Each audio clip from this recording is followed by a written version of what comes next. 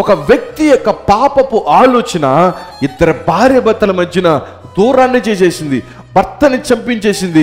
భార్య జీవితం అగమ్య గోచరం అయిపోతా ఉంటే ఇప్పుడు మంచి వ్యక్తిగా పాపము లోపల పెట్టుకుని పాపాన్ని లోపల దాచుకుని పాడు చేసినప్పుడు అతనికి గిల్ట్ ఫీలింగ్ లేదు. ఆమె భార్యను ఉరియాని చంపించేసినప్పుడు అతనికి ఎటువంటి భారం లేదు.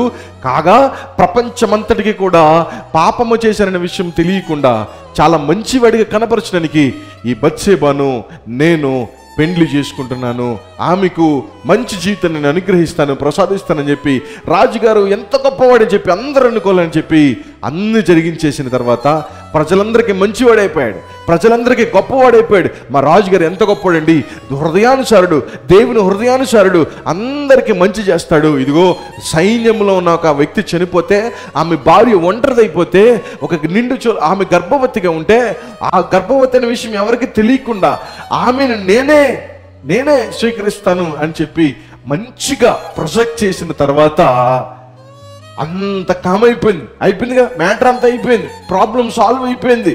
ఇప్పుడు ఉజ్జియా గురించి కానీ బెత్షెబా గురించి అడిగేవారు లేరు, చేసేవారు లేరు, పాపం చేసేవారు అడిగేవారు లేరు, పాపం గురించిన బాధ కూడా దావీదు గారికి లేదు, అంత క్లోజ్ అయిపోయింది.